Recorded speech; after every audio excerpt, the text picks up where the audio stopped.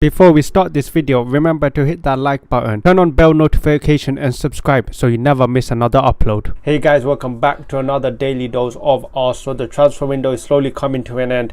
We don't have much days left and Arsenal are getting a bit busy, but it's looking like not much news is coming up. But we do have three key stories. We just get straight into it. The first story is regarding Pedro Neto. Obviously, Pedro Neto from Wolves has been heavily linked with Arsenal for the last few days, and it's looking like there's not been much updates, and unfortunately it's looking like the news is getting worse, with reports coming out as Arsenal are not interested in signing Pedro Neto because of his price.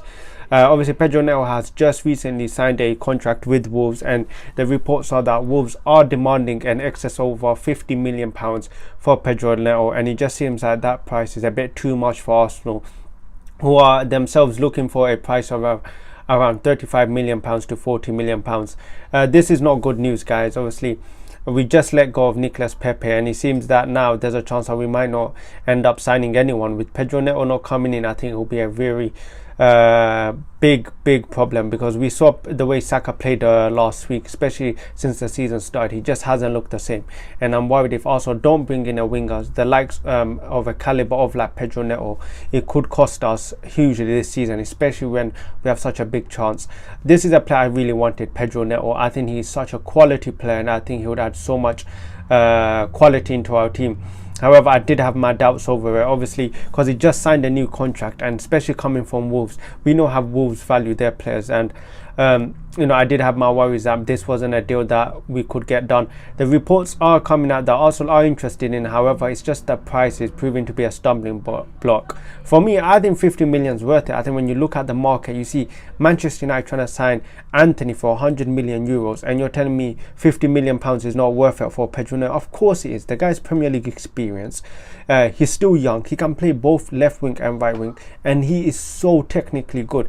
I'm so surprised why 50 million pounds seems like a stumbling block for Arsenal, especially when we were going to spend around 50 million pounds for Rafinha. So I mean, it is getting a bit worrying as an Arsenal fan coming to the end of the windows, because I do feel like if this was a signing we were to get done, Pedro Neto, I feel like we would be hearing at least more talk about and more updates. But unfortunately, we haven't heard much regarding Pedro Neto. But yeah, guys, this is a deal I would love to get done possibly, but maybe there are some people saying that this could be a negotiation tactic from Arsenal, that they state that they're not interested in, they stick with the price, and eventually Wolves might accept the lower price. But I just feel like that's not the case. You look at Pedro Neto, he seems happy at Wolves, not forcing a move or anything. So I feel like that excuse is probably just, I don't think it's right. I think if Pedro Neto wanted to move, he would force it. But he just signed a contract last season, and Wolves just don't look like they're interested in letting him go. But hopefully we do see some developments. But right now it's not looking good for Pedro Neto and Arsenal. I feel like this is a deal that if we was to get done probably on deadline day, but we have to start seeing some updates. Obviously, a lot of the rumours of from Arsenal have been killed. We just see now rumours come out of the blue, but this is something that I do want to see. Arsenal, Mykhailo has said himself that we are low. We are lacking some numbers up front, but I don't know, man. If Arsenal don't get this winger done, it will be a very, very big risk, and a risk that will cost us this season, especially when we have such an opportunity. The next news is a quite interesting one. It comes from a Argentina report that apparently also interested in signing Antoine Griezmann. Obviously Griezmann, former Barcelona player, now playing at Atletico Madrid, an absolute baller on his day. I still remember when Arsenal were heavily linked with him. I think at one point we were going to get him, but because we failed to get Champions League, he just didn't join us. So obviously there has been some link with Antoine Griezmann, and now it's looking like Arsenal could be interested in getting him. However, I feel like this is just a bit of those third tier news reports just for some extra clicks. I don't feel there's anything in it.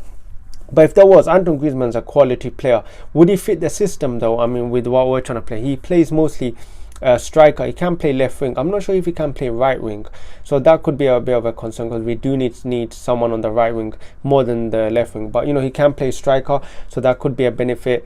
But I just feel like this is a bit of an agent talk. I didn't see much of Griezmann play last year. I'll be honest. You know, obviously he went to that Barcelona move and it just didn't work out. But this is a signing. If it did get done, I would love to see it happen. But I just think this is a bit of news report or talk, just to get some impressions up. But yeah, our final news is regarding Mudryk. I think that's how you pronounce his name, Mudryk. Can't even pronounce his name properly. He's the Ukraine winger. Obviously, he's the wonder kid that also have been linked with previously. Fabrizio Romano has reported that Arsenal are interested in him, and they have had some initial conversations. But I think if I remember correctly, West Ham I think had a bid rejected recently. So you know, he's a player in demand. He's quite young. For me, this, I mentioned it before and I made a video on him previously. I don't think that's a type of winger we should be getting at Arsenal. I feel like we should be getting that experience, ready-made Premier League player, ready to hit that ground running, because we don't have time to adapt, wait for new players to adapt, especially when we had that last season. You know, Martinelli, Saka, Smith for Odegaard. We now need players to come and elevate us, because that's exactly what we need. We saw the difference when Zinchenko and Jesus and Saliba have come in. So imagine another player like that, and another impact player like that, how much our levels would actually elevate. Do I see this happening? And like, again, I don't see this happening. I'm sorry to sound a bit negative, guys, but I think, in my honest opinion, I think this is the end of Arsenal's transfer window, which I know you guys might be a bit disappointed, but personally, when I'm looking at it, I don't see what other players also are looking to get. You look at some of the names like Pedro Neto.